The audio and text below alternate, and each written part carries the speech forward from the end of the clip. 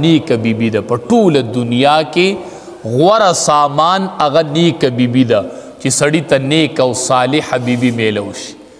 دا د دنیا په سامانونو کې په ټولو کې بهتر ده. نو نبی کریم صلی الله علیه وسلم بو فرمایل وی ماتا ستاسو په دنیا کې دویم سیس چې دی هغه نیک بیبی خوښه ده. نیک بیبی دا ده حدیث مبارک کې راځي چې کله ورته خاون نظر وکړي نو دی به خوشحاله شي. دا د نیکې بیبي نښه ده چې خاون ورته ګوري نو خوشحالیږي، او چې کله خاون نه نو دا د خاون د مال او د جان حفاظت کوي. د خاون په مال او په جان باندې خفه کیږي چې کله خاون نه د هغې حفاظت کوي.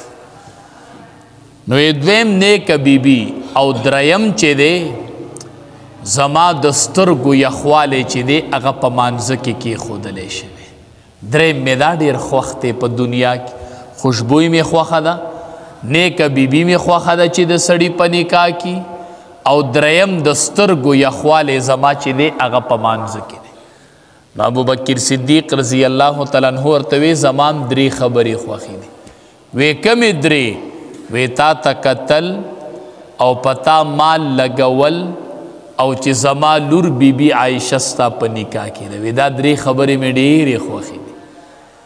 صحابه کرام صحیح عاشقانو د رسول الله صلی الله علیه وسلم مالونه او جانونه یې پې قربان کړي. وګوره چې کله نبی کریم صلی الله علیه وسلم سره ابوبکر صدیق رضی الله تعالی عنه په غار حرا کې و، په غار ثور کې هجرت چې کله کوه او په غار ثور کې ورسره و.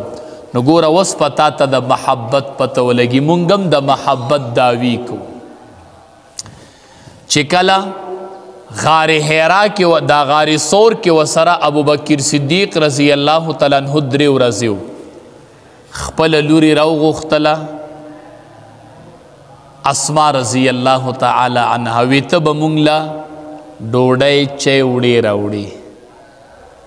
عبدالرحمن خپل بچی راوغوښتو، هغه ته یې وی ته به ګرځې راګرځې چې زمونږ په باره کې خلک څه خبرې کوي هغه به ټیم په ټیم را رسوي چې مونږ ته پته لګي چې خلق مونږ باره کې څه وایي.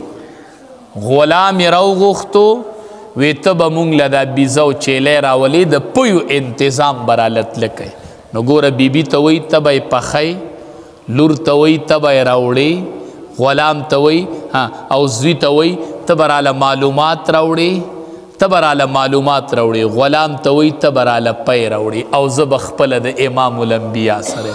نو ټول کور د امام الانبیا په خدمت کې ولګو. لور په خدمت کې ده، بیبي په خدمت کې ده، پخپل په خدمت کې دی، او غلام هم په خدمت کې دی.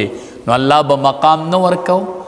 عمر فاروق رضی الله تعالی عنه ورته وایي وی ماله د دغې 3 شپو نیکی راکه دا کمې چې تا په غار ثور کې تیرې کړي دي، او زما د ټول عمر نیکی واله خو ماله د دغې 3 شپو نیکی راکه. د دغې 3 شپو نیکی ماله راکه او د ټول عمر نیکی مې واله، خو دا 3 شپې چې تا کمې غار ثور کې د امام الانبیا سره تیرې کړي دا نیکی ماله راکه. څومره لوی نیکی وګټلې چې روانو د هجرت په سفر چې مخې ته لاړل روان دي، نو لار کې پې لوږه راغله.